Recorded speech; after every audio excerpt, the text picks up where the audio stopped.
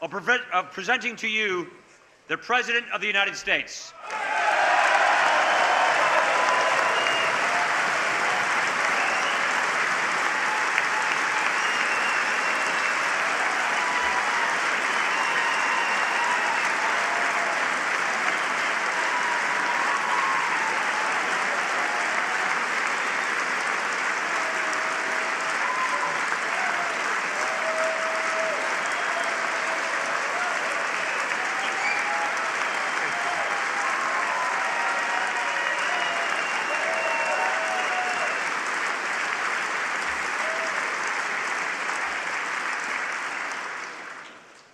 Mr. Speaker, Mr. Vice President, members of Congress, the First Lady of the United States, and my fellow Americans.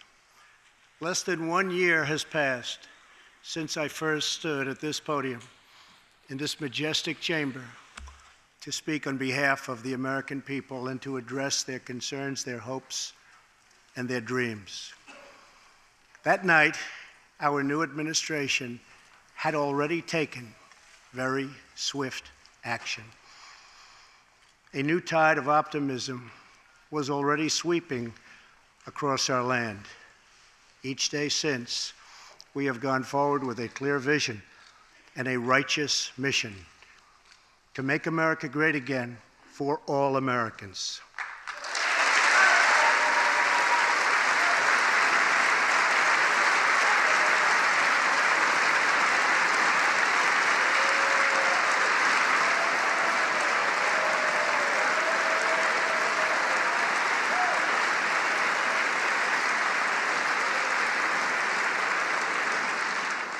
Over the last year, we have made incredible progress and achieved extraordinary success.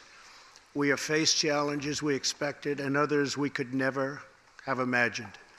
We have shared in the heights of victory and the pains of hardship. We have endured floods and fires and storms. But through it all, we have seen the beauty of America's soul and the steel in America's spine. Each test has forged new American heroes to remind us who we are and show us what we can be. We saw the volunteers of the Cajun Navy racing to the rescue with their fishing boats to save people in the aftermath of a totally devastating hurricane. We saw strangers shielding strangers from a hail of gunfire on the Las Vegas Strip. We heard tales of Americans like Coast Guard Petty Officer Ashley Leopard, who is here tonight in the gallery with Melania.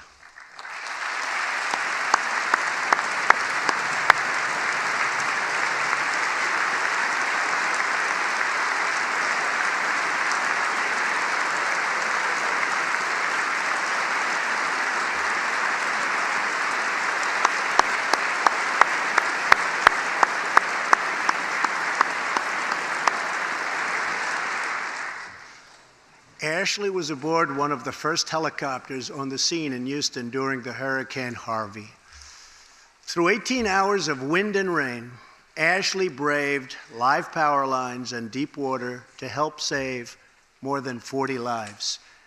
Ashley, we all thank you. Thank you very much.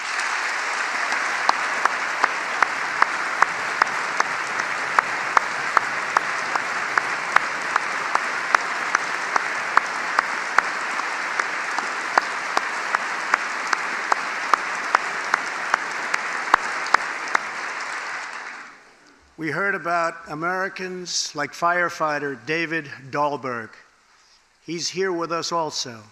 David faced down walls of flame to rescue almost 60 children trapped at a California summer camp threatened by those devastating wildfires.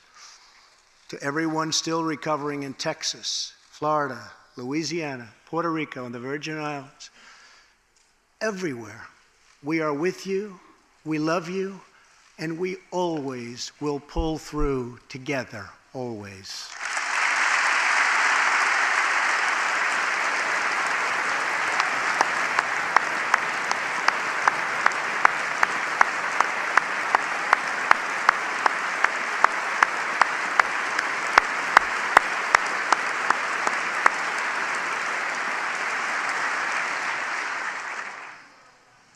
Thank you to David and the brave people of California. Thank you very much, David. Great job. Some trials over the past year touched this chamber very personally. With us tonight is one of the toughest people ever to serve in this House. A guy who took a bullet, almost died, and was back to work 3.5 months later. The legend from Louisiana, Congressman Steve Scalise.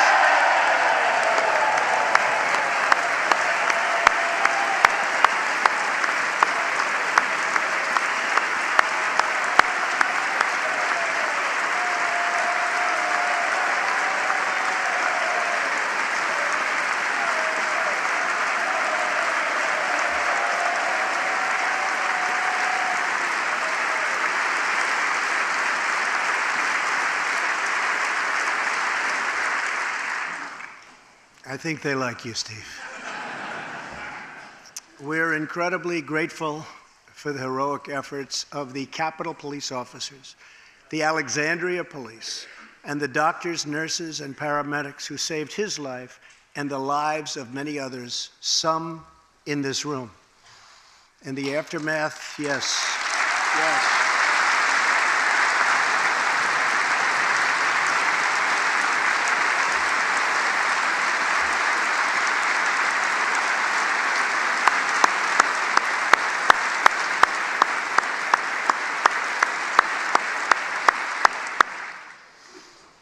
In the aftermath of that terrible shooting, we came together, not as Republicans or Democrats, but as representatives of the people. But it is not enough to come together only in times of tragedy. Tonight, I call upon all of us to set aside our differences, to seek out common ground, and to summon the unity we need to deliver for the people. This is really the key. These are the people we were elected to serve.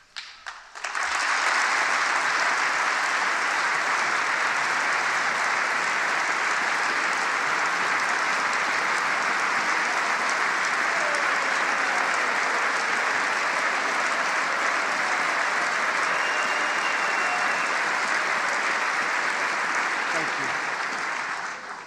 you. Over the last year, the world has seen what we always knew, that no people on earth are so fearless or daring or determined as Americans. If there is a mountain, we climb it. If there's a frontier, we cross it. If there's a challenge, we tame it. If there's an opportunity, we seize it. So let's begin tonight by recognizing that the state of our union is strong, because our people are strong.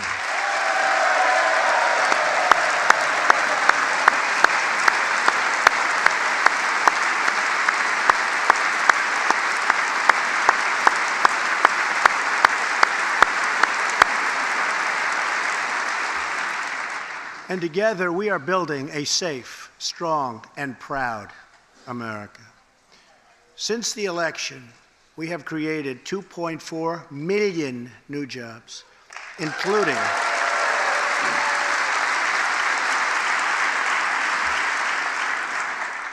200,000 new jobs in manufacturing alone.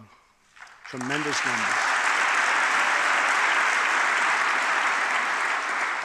After years and years of wage stagnation, we are finally seeing rising wages.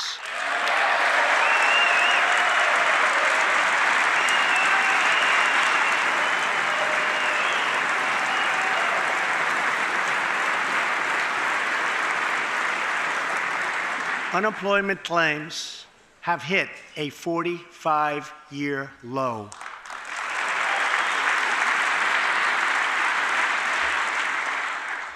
And something I'm very proud of, African American unemployment stands at the lowest rate ever recorded.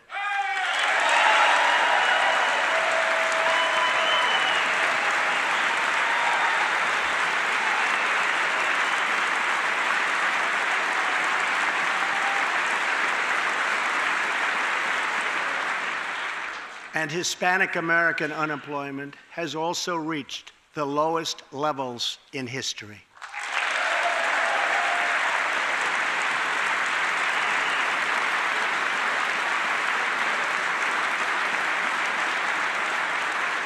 Small business confidence is at an all-time high.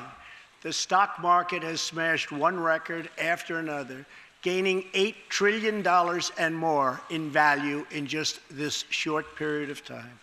The great news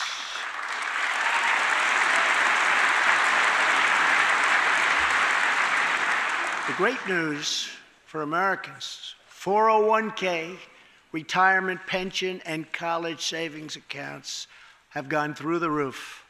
And just as I promised the American people from this podium 11 months ago, we enacted the biggest tax cuts and reforms in American history.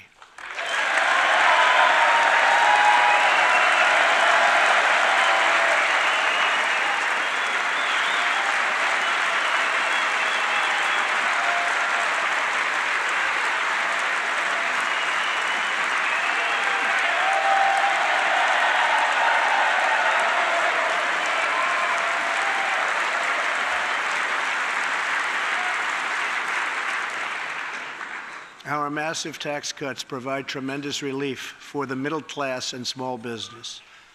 To lower tax rates for hardworking Americans, we nearly doubled the standard deduction for everyone.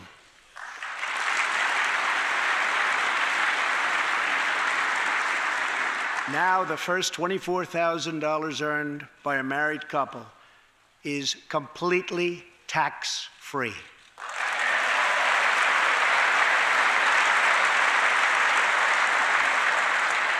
We also doubled the child tax credit.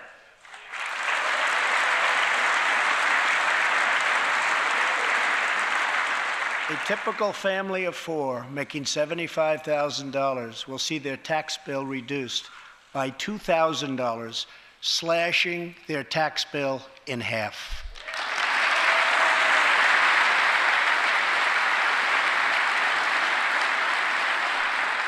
In April, this will be the last time you will ever file under the old and very broken system, and millions of Americans will have more take-home pay starting next month, a lot more.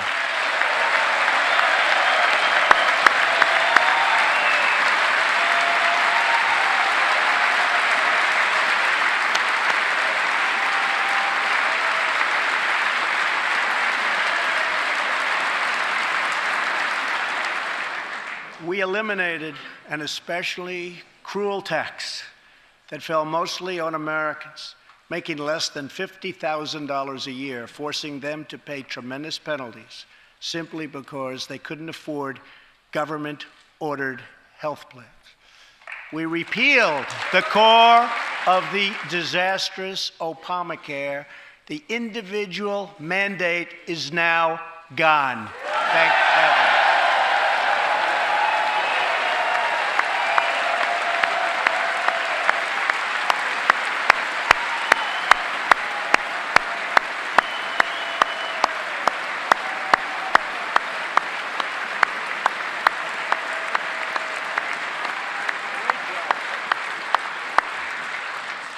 We slashed the business tax rate from 35% all the way down to 21%, so American companies can compete and win against anyone else anywhere in the world.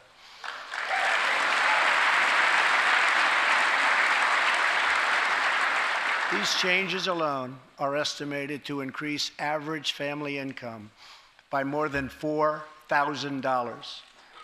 A lot of money.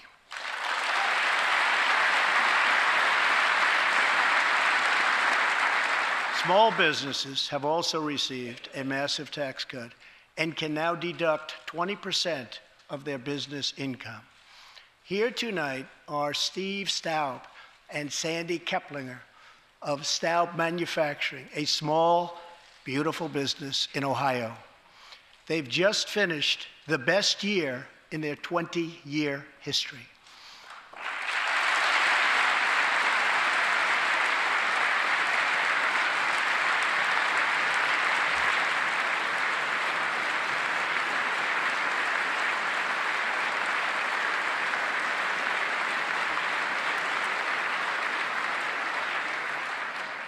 Because of tax reform, they are handing out raises, hiring an additional 14 people, and expanding into the building next door. Good feeling.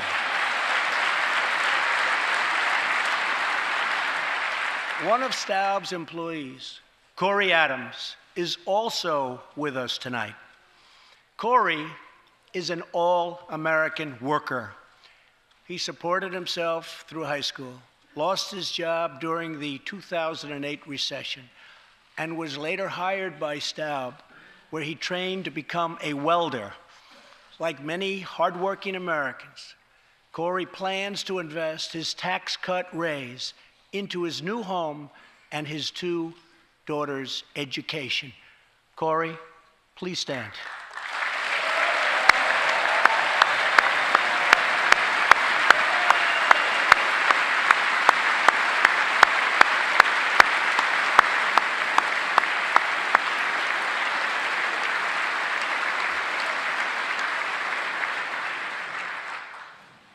And he's a great welder.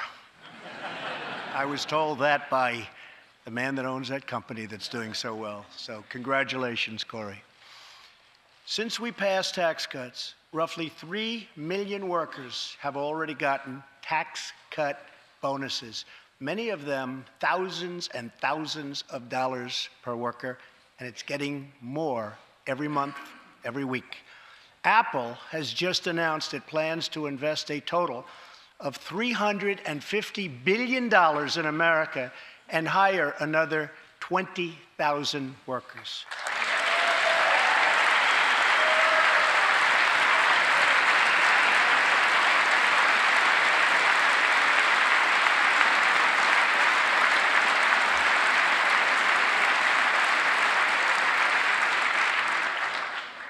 And just a little while ago, ExxonMobil announced a $50 billion investment in the United States, just a little while ago.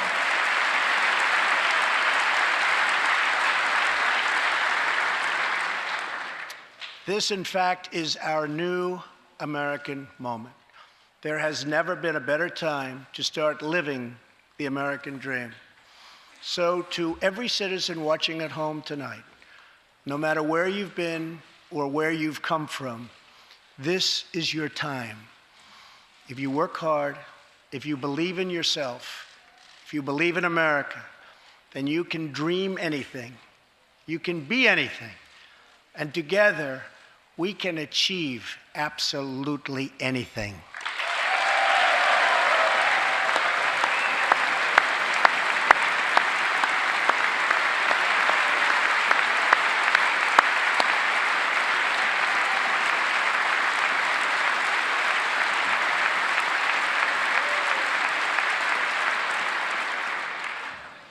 Tonight, I want to talk about what kind of future we're going to have and what kind of a nation we're going to be. All of us together as one team, one people, and one American family can do anything. We all share the same home, the same heart, the same destiny, and the same great American flag.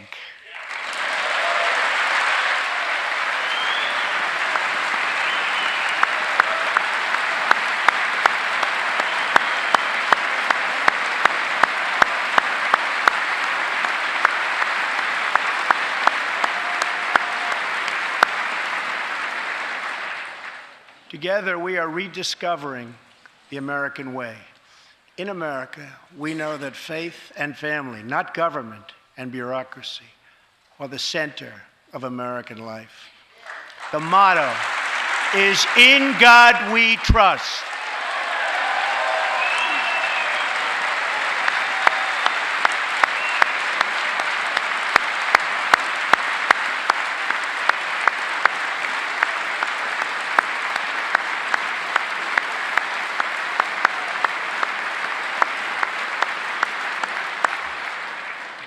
And we celebrate our police, our military, and our amazing veterans as heroes who deserve our total and unwavering support.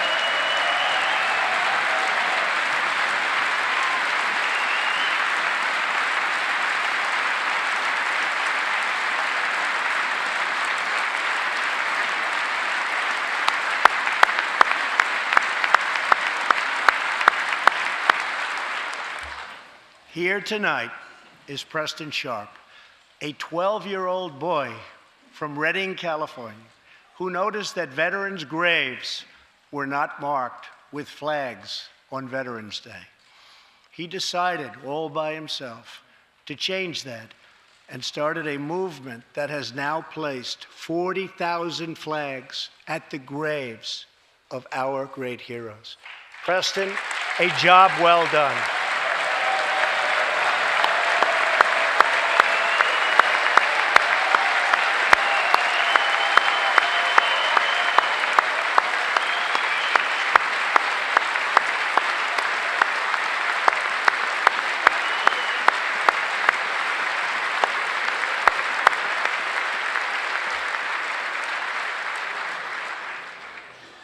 Young patriots like Preston teach all of us about our civic duty as Americans.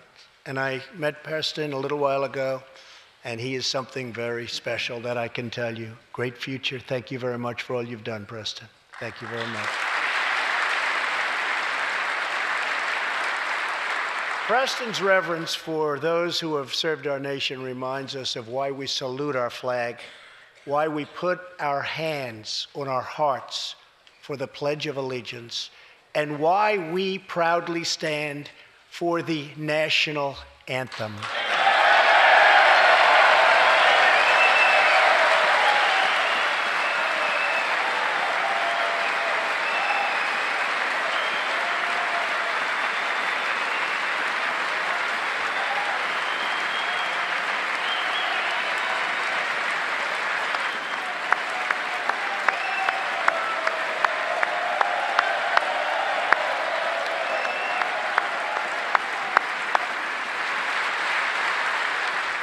Americans love their country, and they deserve a government that shows them the same love and loyalty in return. For the last year, we have sought to restore the bonds of trust between our citizens and their government. Working with the Senate, we are appointing judges who will interpret the Constitution as written, including a great new Supreme Court justice and more circuit court judges than any new administration in the history of our country.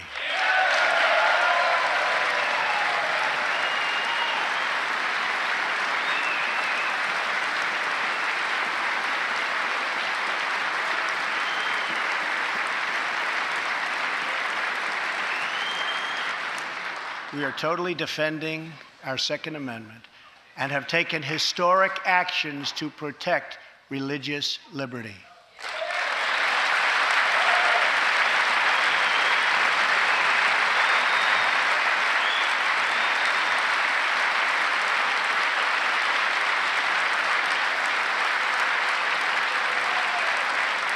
And we are serving our brave veterans, including giving our veterans choice in their health care decisions.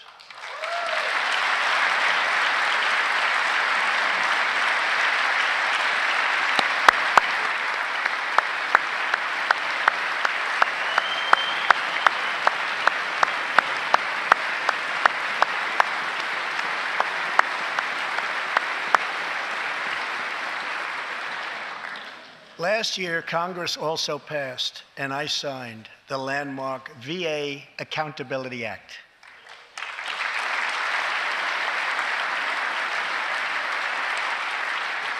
Since its passage, my administration has already removed more than 1,500 VA employees who failed to give our veterans the care they deserve, and we are hiring talented people who love our vets as much as we do.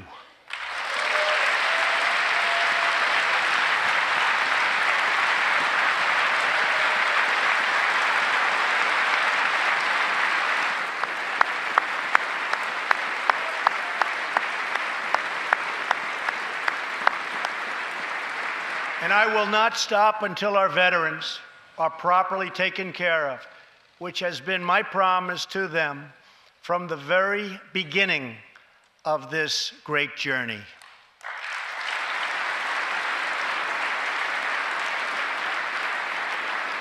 All Americans deserve accountability, and respect. And that's what we are giving to our wonderful heroes, our veterans. Thank you.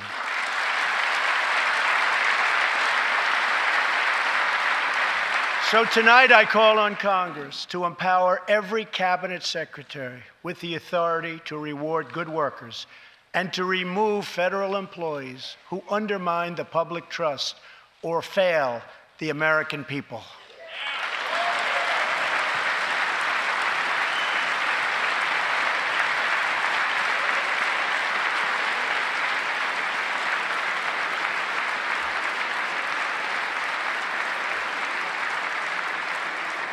In our drive to make Washington accountable, we have eliminated more regulations in our first year than any administration in the history of our country.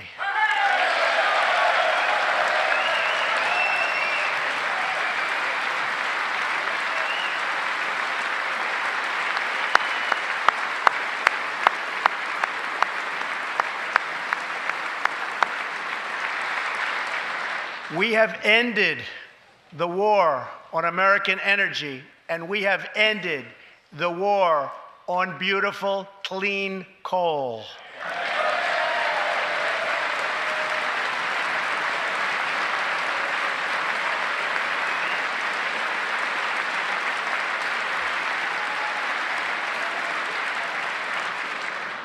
We are now very proudly an exporter of energy to the world.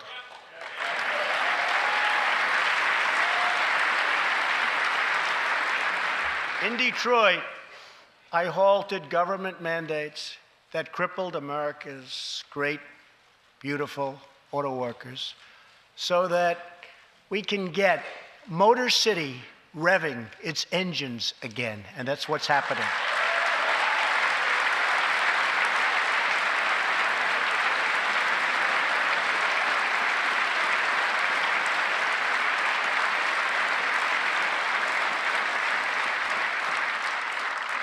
Many car companies are now building and expanding plants in the United States, something we haven't seen for decades.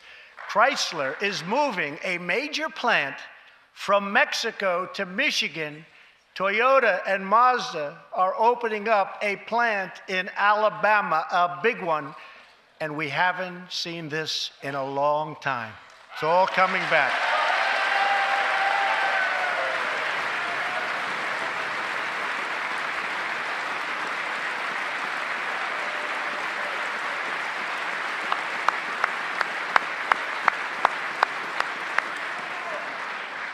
Very soon, auto plants and other plants will be opening up all over our country. This is all news Americans are totally unaccustomed to hearing. For many years, companies and jobs were only leaving us. But now, they are roaring back, they're coming back, they want to be where the action is, they want to be in the United States of America. That's where they want to be.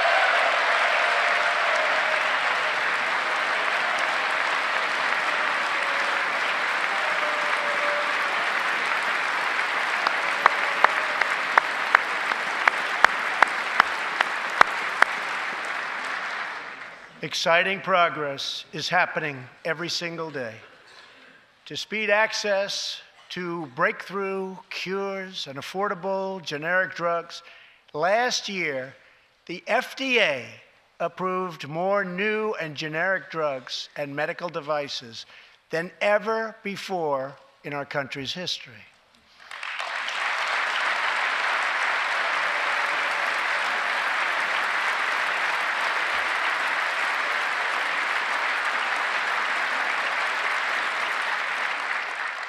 We also believe that patients with terminal conditions, terminal illness, should have access to experimental treatment immediately that could potentially save their lives. People who are terminally ill should not have to go from country to seek a cure.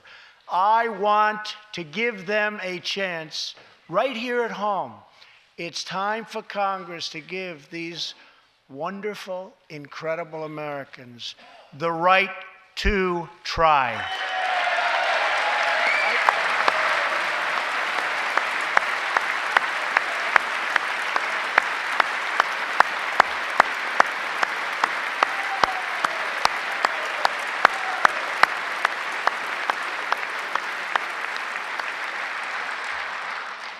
One of my greatest priorities is to reduce the price of prescription drugs.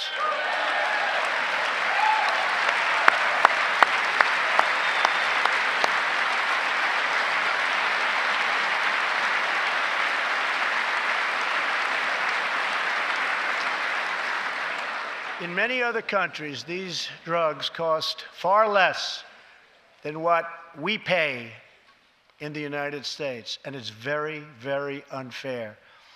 That is why I've directed my administration to make fixing the injustice of high drug prices one of my top priorities for the year.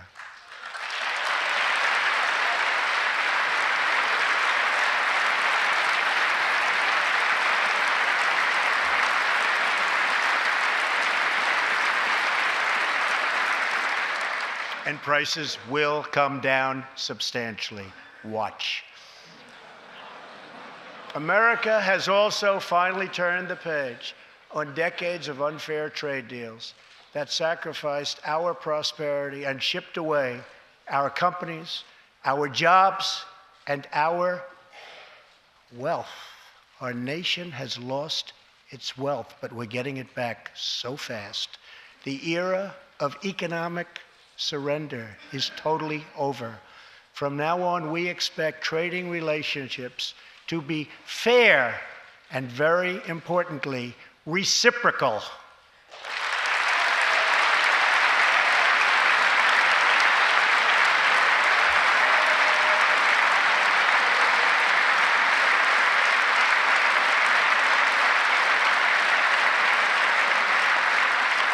We will work to fix bad trade deals and negotiate new ones, and they'll be good ones, but they'll be fair.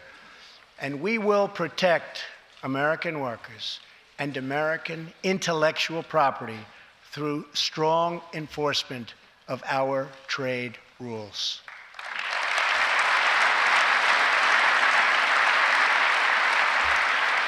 As we rebuild our industries, it is also time to rebuild our crumbling infrastructure.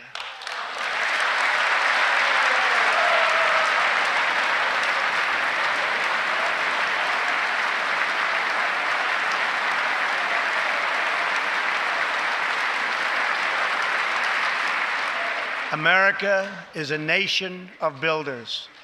We built the Empire State Building in just 1 year. Isn't it a disgrace that it can now take 10 years just to get a minor permit approved for the building of a simple road?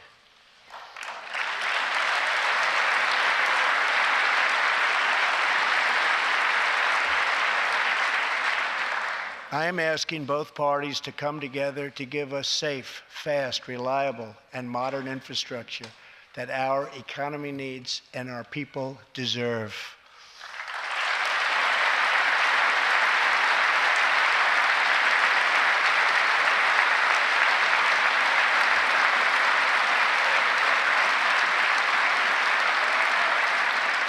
Tonight, I'm calling on Congress to produce a bill that generates at least $1.5 trillion for the new infrastructure investment that our country so desperately needs. Every federal dollar should be leveraged by partnering with state and local governments and, where appropriate, tapping into private sector investment to permanently fix the infrastructure deficit, and we can do it.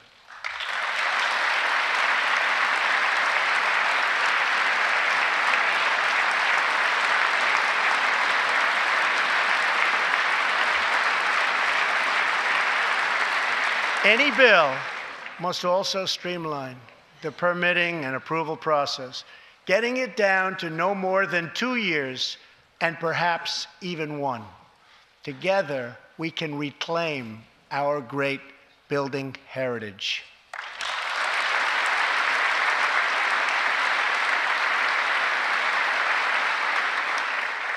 We will build gleaming new roads, bridges, highways, railways, and waterways all across our land. And we will do it with American heart, and American hands, and American grit.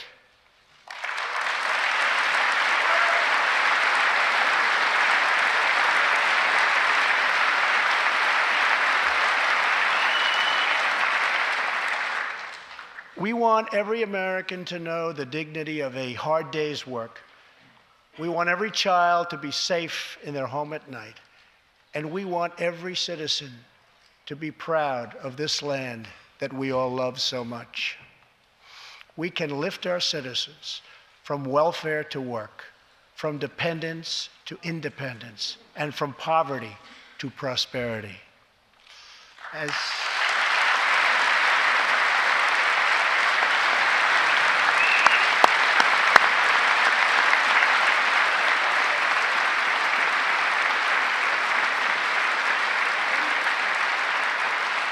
As tax cuts create new jobs, let's invest in workforce development and let's invest in job training, which we need so badly.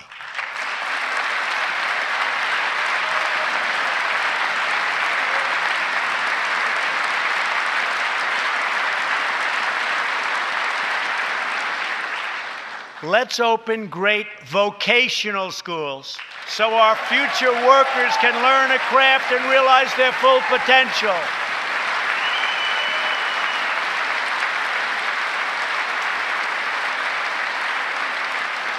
And let's support working families by supporting paid family leave.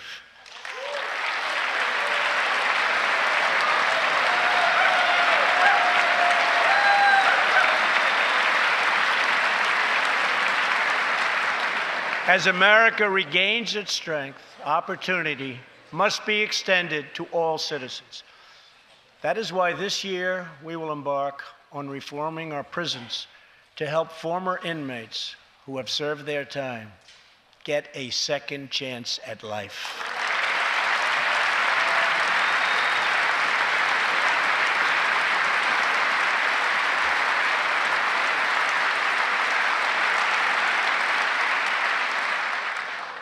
Struggling communities, especially immigrant communities, will also be helped by immigration policies that focus on the best interests of American workers and American families. For decades, open borders have allowed drugs and gangs to pour into our most vulnerable communities. They've allowed millions of low-wage workers to compete for jobs and wages against the poorest Americans. Most tragically, they have caused the loss of many innocent lives. Here tonight are two fathers and two mothers, Evelyn Rodriguez, Freddie Cuevas, Elizabeth Alvarado, and Robert Mickens.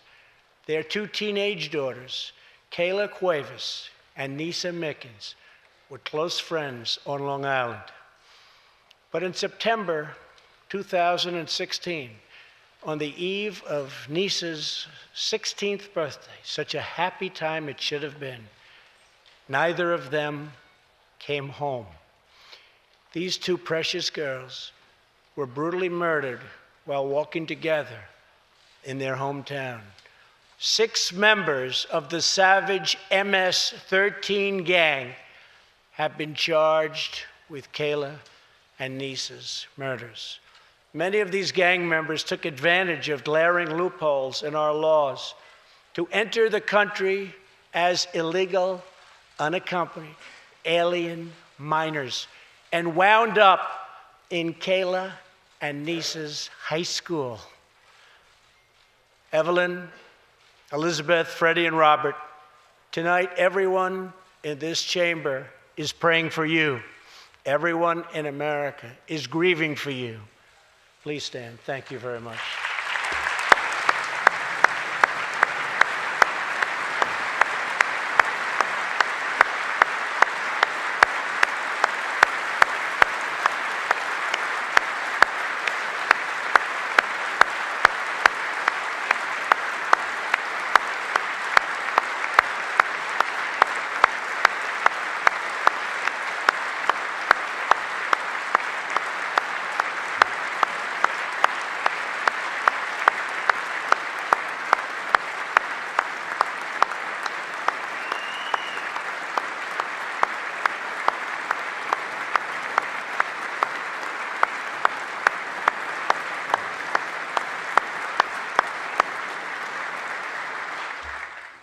I want you to know that 320 million hearts are right now breaking for you. We love you. Thank you.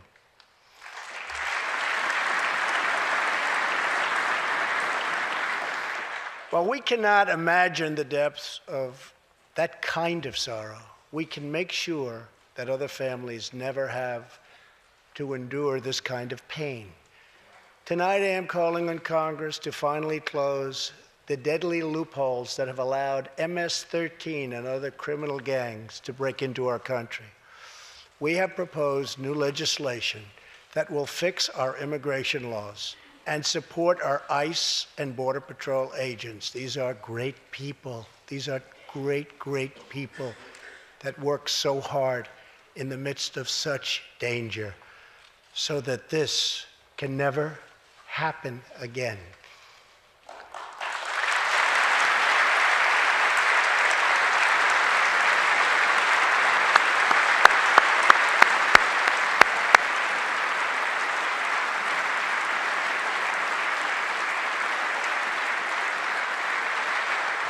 The United States is a compassionate nation. We are proud that we do more than any other country anywhere in the world to help the needy, the struggling, and the underprivileged all over the world. But as President of the United States, my highest loyalty, my greatest compassion, my constant concern is for America's children, America's struggling workers, and America's forgotten communities. I want our youth to grow up to achieve great things. I want our poor to have their chance to rise. So tonight, I am extending an open hand to work with members of both parties, Democrats and Republicans, to protect our citizens of every background, color, religion, and creed.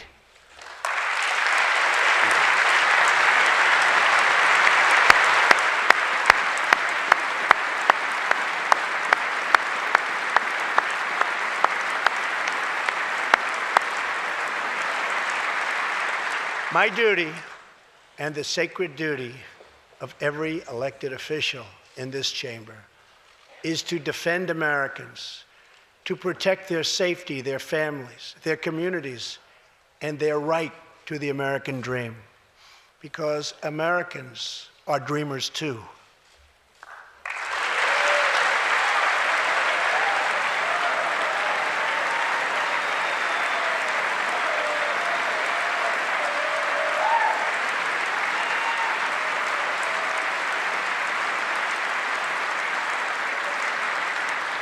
Here tonight is one leader in the effort to defend our country, Homeland Security Investigation Special Agent Celestino Martinez. He goes by DJ and CJ. He said, call me either one.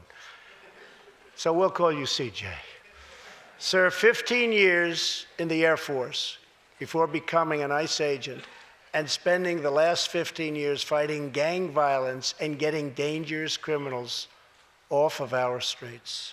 Tough job.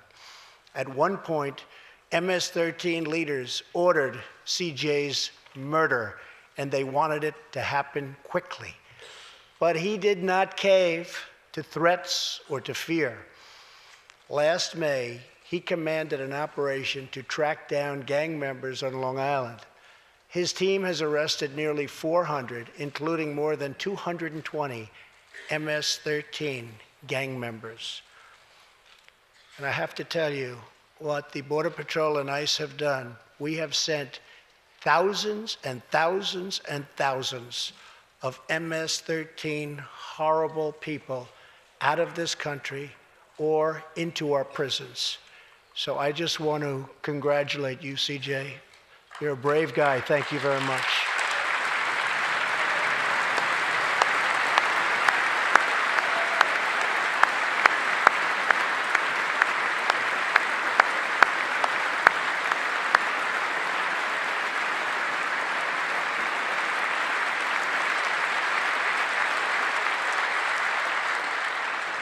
And I asked CJ, what's the secret? He said, we're just tougher than they are. And I like that answer.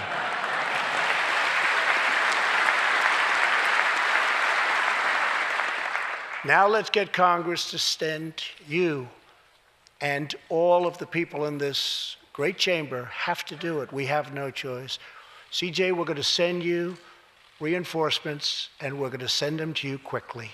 It's what you need.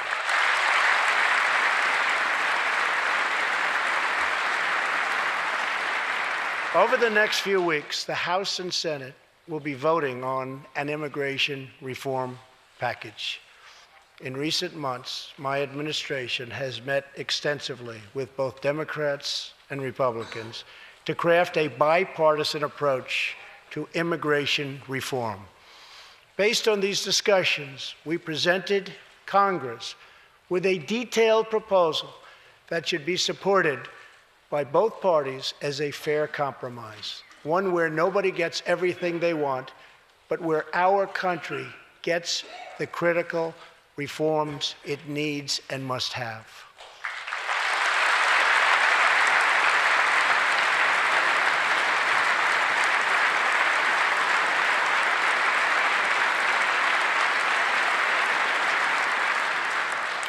Here are the 4 pillars of our plan. The first pillar of our framework generously offers a path to citizenship for 1.8 million illegal immigrants who were brought here by their parents at a young age. That covers almost 3 times more people than the previous administration covered.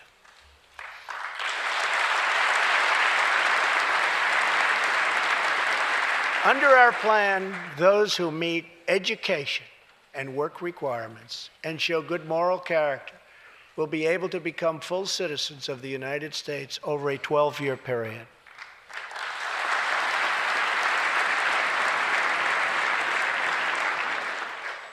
The second pillar fully secures the border.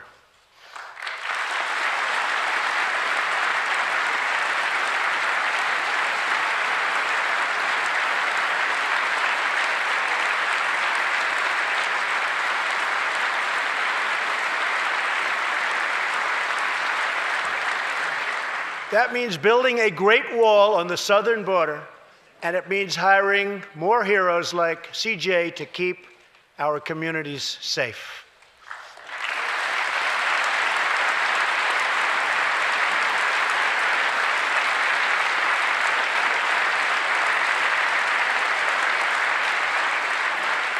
Crucially, our plan closes the terrible loopholes exploited by criminals and terrorists to enter our country, and it finally ends the horrible and dangerous practice of catch and release.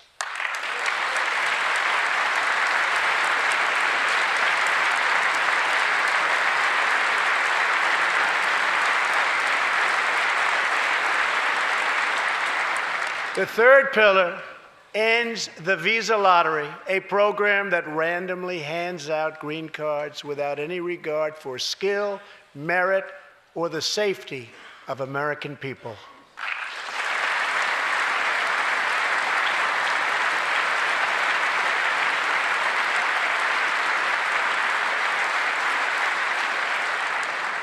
It's time to begin moving toward a merit-based immigration system, one that admits people who are skilled, who want to work, who will contribute to our society, and who will love and respect our country.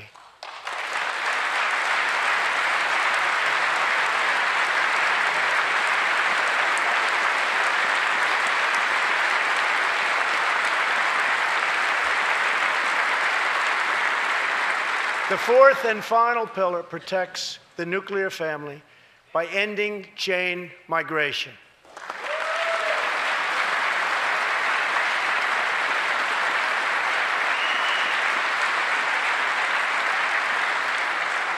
Under the current broken system, a single immigrant can bring in virtually unlimited numbers of distant relatives. Under our plan, we focus on the immediate family by limiting sponsorships to spouses and minor children.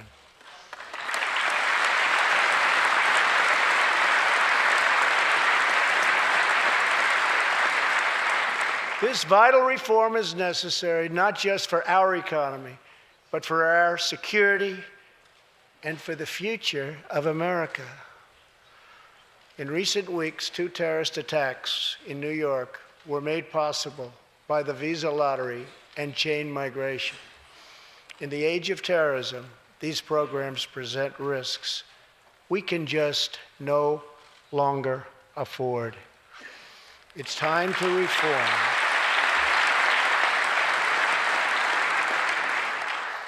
These outdated immigration rules and finally bring our immigration system into the 21st century.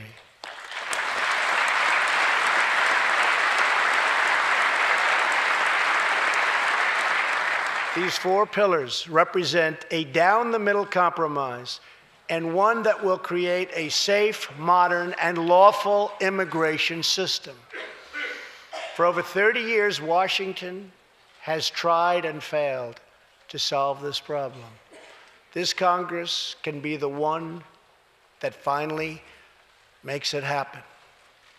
Most importantly, these 4 pillars will produce legislation that fulfills my ironclad pledge to sign a bill that puts America first.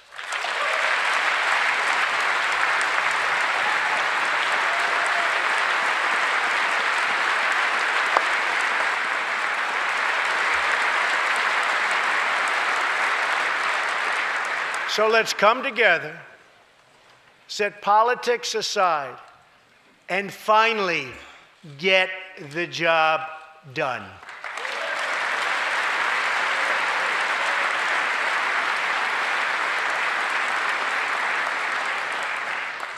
These reforms will also support our response to the terrible crisis of opioid and drug addiction. Never before has it been like it is now. It is terrible. We have to do something about it. In 2016, we lost 64,000 Americans to drug overdoses, 174 deaths per day, 7 per hour. We must get much tougher on drug dealers and pushers if we are going to succeed in stopping this scourge.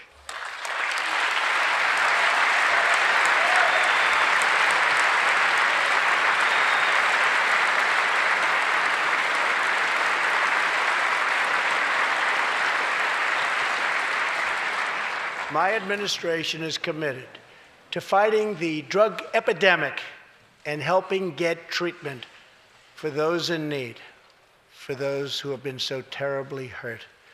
The struggle will be long and it will be difficult, but as Americans always do, in the end, we will succeed, we will prevail.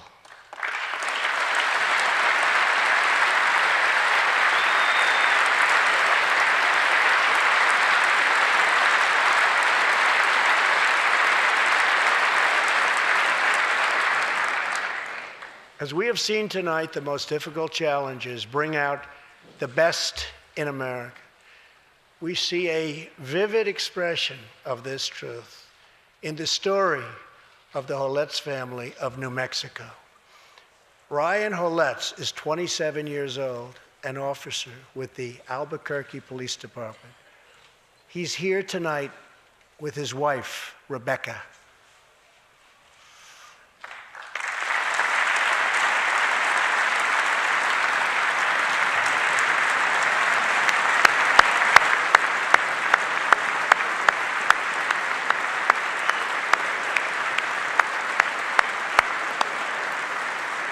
Thank you, Ryan. Last year, Ryan was on duty when he saw a pregnant, homeless woman preparing to inject heroin. When Ryan told her she was going to harm her unborn child, she began to weep. She told him she didn't know where to turn, but badly wanted a safe home for her baby. In that moment, Ryan said he felt God speak to him. You will do it because you can. He heard those words. He took out a picture of his wife and their 4 kids.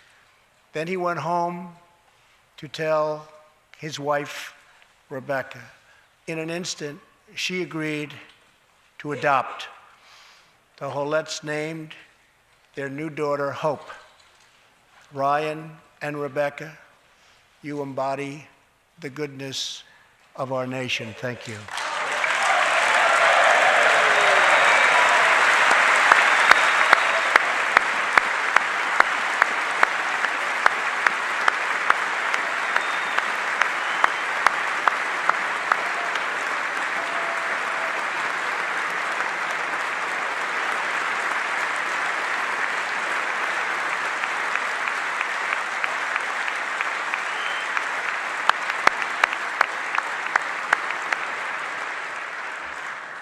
Thank you, Ryan and Rebecca.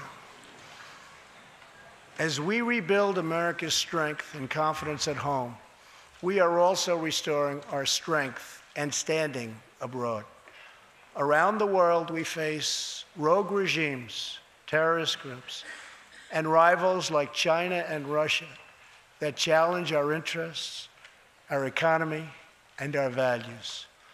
In confronting these horrible dangers, we know that weakness is the surest path to conflict, and unmatched power is the surest means to our true and great defense. For this reason, I am asking Congress to end the dangerous defense sequester and fully fund our great military.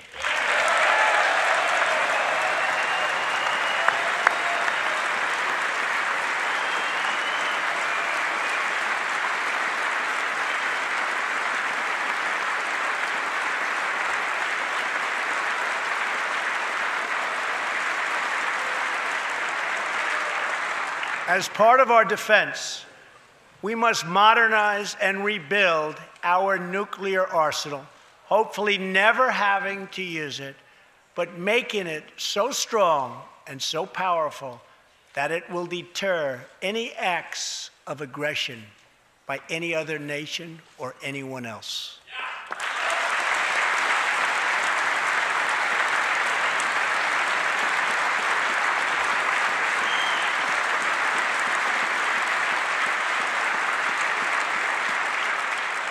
Perhaps someday in the future, there will be a magical moment when the countries of the world will get together to eliminate their nuclear weapons.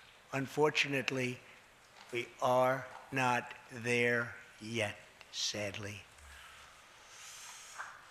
Last year, I also pledged that we would work with our allies to extinguish ISIS from the face of the earth. 1 year later, I am proud to report that the coalition to defeat ISIS has liberated very close to 100% of the territory just recently held by these killers in Iraq and in Syria and in other locations as well.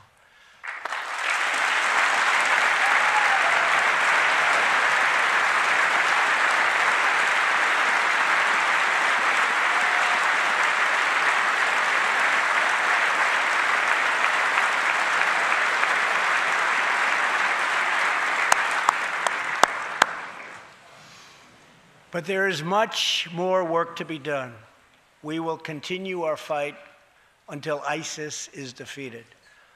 Army Staff Sergeant Justin Peck is here tonight. Near Raqqa last November, Justin and his comrade, Chief Petty Officer Kenton Stacy, were on a mission to clear buildings that ISIS had rigged with explosive, so that civilians could return to that city, hopefully soon and hopefully safely. Clearing the second floor of a vital hospital, Kenton Stacy was severely wounded by an explosion. Immediately, Justin bounded into the booby-trapped and unbelievably dangerous and unsafe building and found Kenton, but in very, very bad shape. He applied pressure to the wound and inserted a tube to reopen an airway. He then performed CPR for 20 straight minutes during the ground transport and maintained artificial respiration through 2.5 hours and through emergency surgery.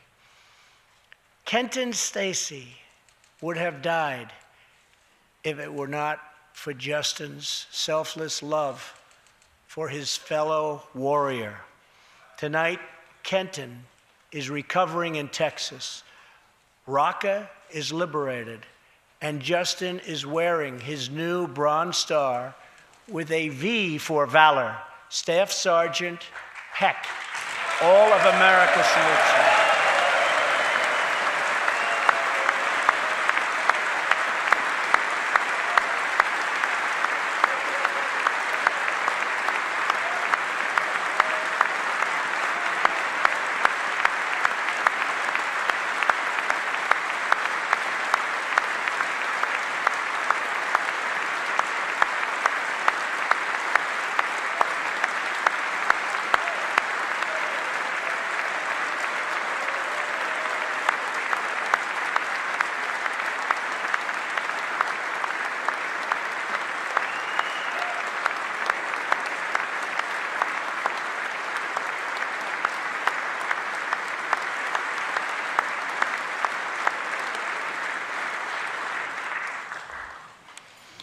Terrorists who do things like place bombs in civilian hospitals are evil. When possible, we have no choice but to annihilate them. When necessary, we must be able to detain and question them. But we must be clear, terrorists are not merely criminals. They are unlawful enemy combatants.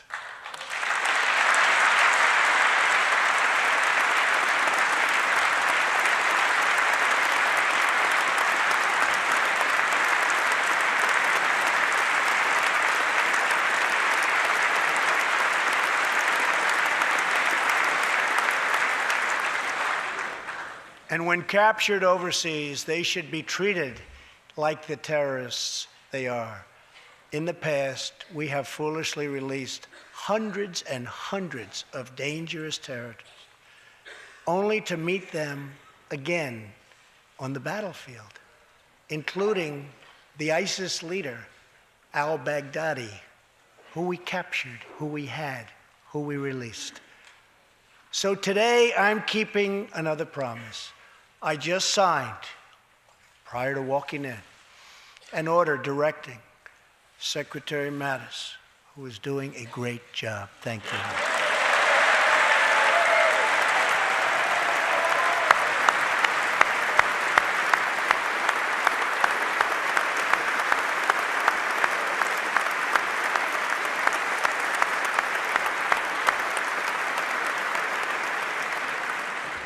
To re-examine our military detention policy and to keep open the detention facilities in Guantanamo Bay.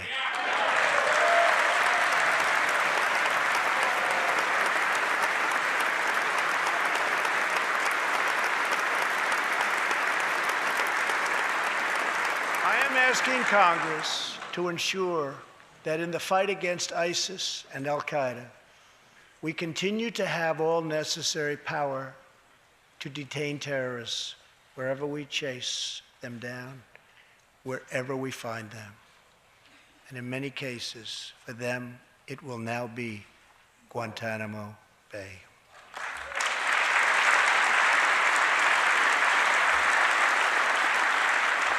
At the same time, as of a few months ago, our warriors in Afghanistan have new rules of engagement.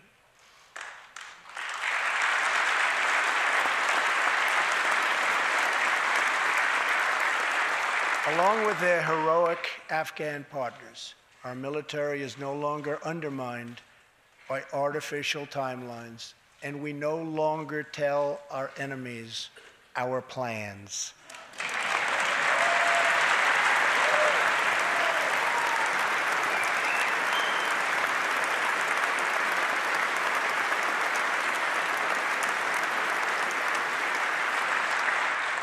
Last month, I also took an action endorsed unanimously by the U.S. Senate just months before.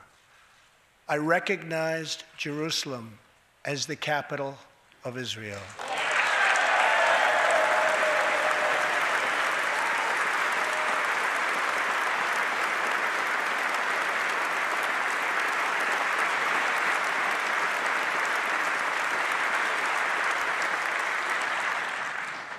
Shortly afterwards, dozens of countries voted in the United Nations General Assembly against America's sovereign right to make this decision. In 2016, American taxpayers generously sent those same countries more than $20 billion in aid. That is why tonight I am asking Congress to pass legislation to help ensure American foreign assistance dollars always serve American interests and only go to friends of America, not enemies of America.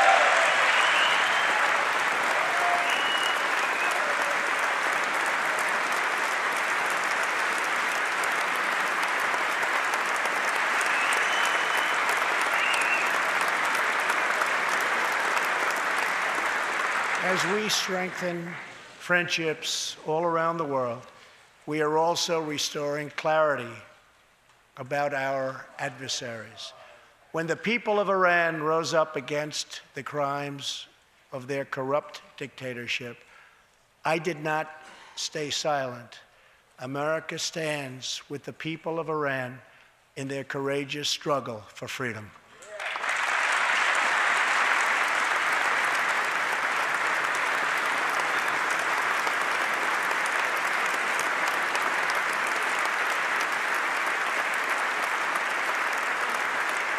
I am asking Congress to address the fundamental flaws in the terrible Iran nuclear deal. My administration has also imposed tough sanctions on the communist and socialist dictatorships in Cuba and Venezuela.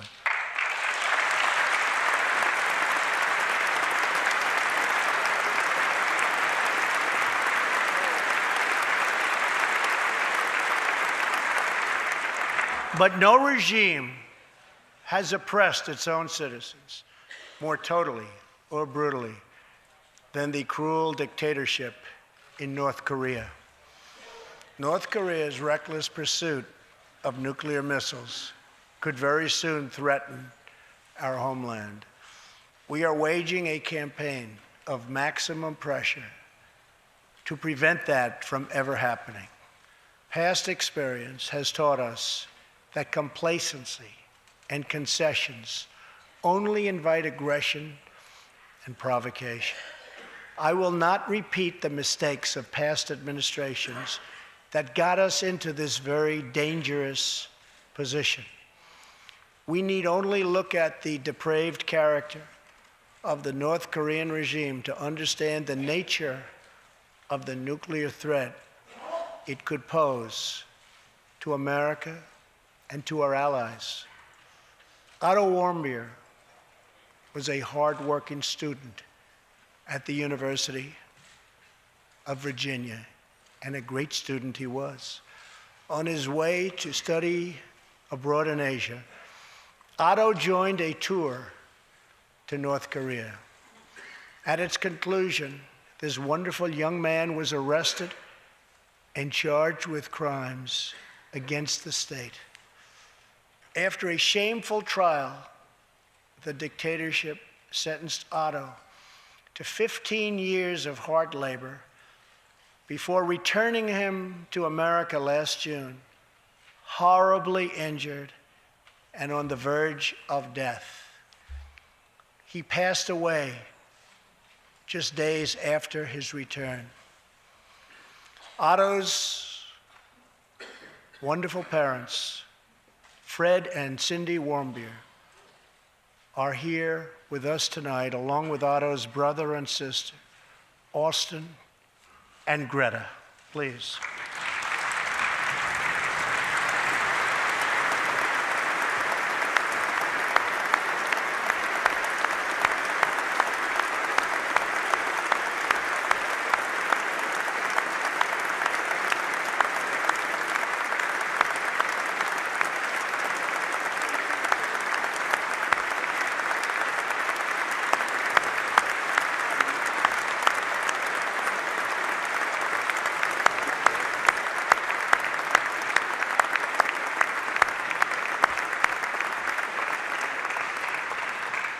incredible people.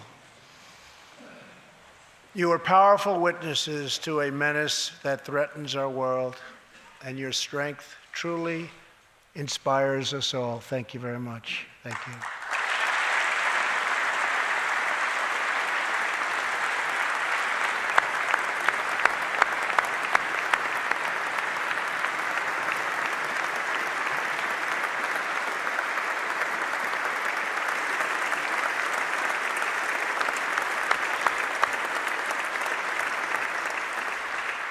Tonight, we pledge to honor Otto's memory with total American resolve. Thank you. Finally,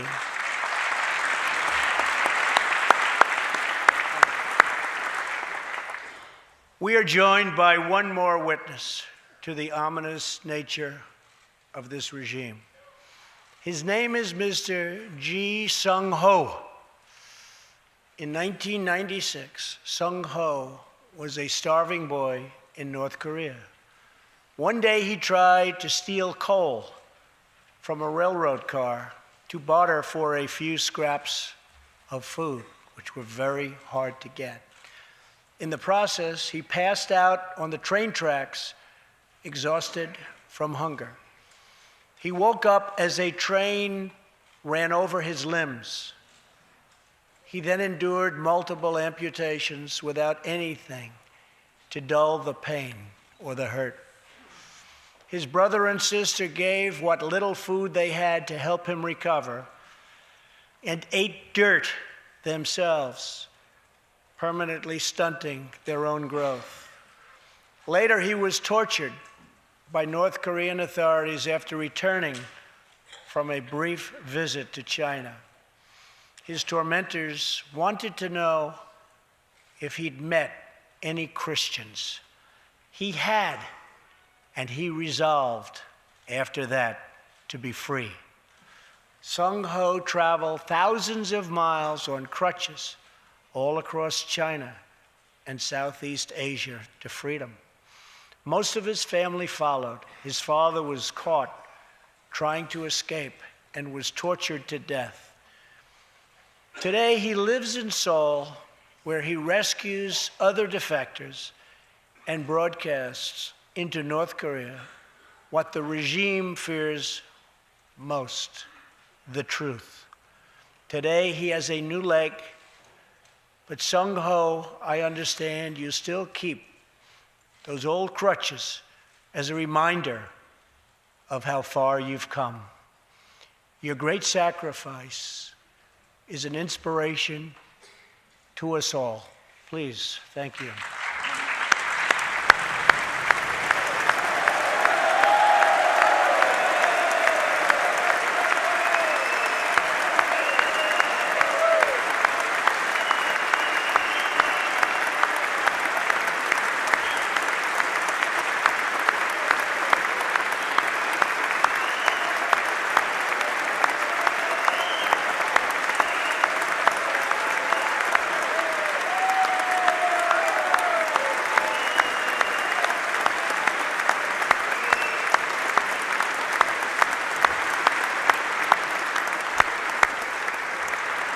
Sung-ho's story is a testament to the yearning of every human soul to live in freedom. It was that same yearning for freedom that nearly 250 years ago gave birth to a special place called America. It was a small cluster of colonies caught between a great ocean and a vast wilderness. It was home to an incredible people with a revolutionary idea that they could rule themselves, that they could chart their own destiny, and that together they could light up the entire world. That is what our country has always been about. That is what Americans have always stood for, always strived for, and always done. Atop the dome of this Capitol stands the Statue of Freedom. She stands tall and dignified among the monuments to our ancestors who fought and lived and died to protect her. Monuments to Washington and Jefferson and Lincoln and King. Memorials to the heroes of Yorktown and Saratoga. To young Americans who shed their blood on the shores of Normandy and the fields beyond, and others who went down in the waters of the Pacific and the skies all over Asia. And freedom stands tall over one more monument, this one, this Capitol, this living monument. This is the monument to the American people.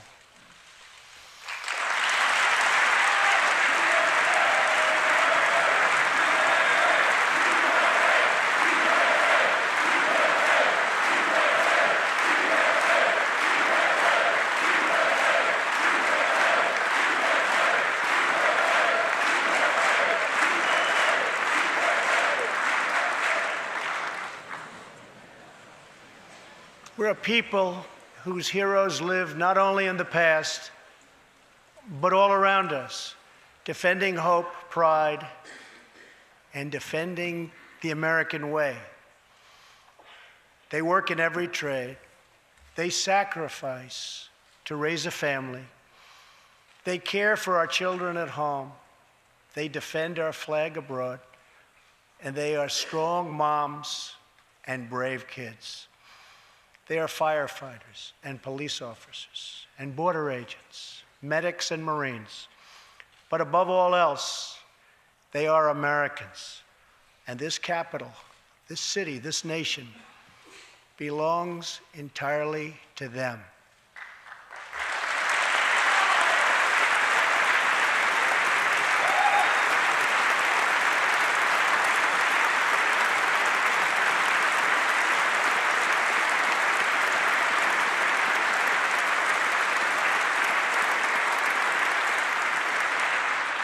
Our task is to respect them, to listen to them, to serve them, to protect them, and to always be worthy of them. Americans fill the world with art and music. They push the bounds of science and discovery, and they forever remind us of what we should never, ever forget. The people dreamed this country. The people built this country. And it's the people who are making America great again.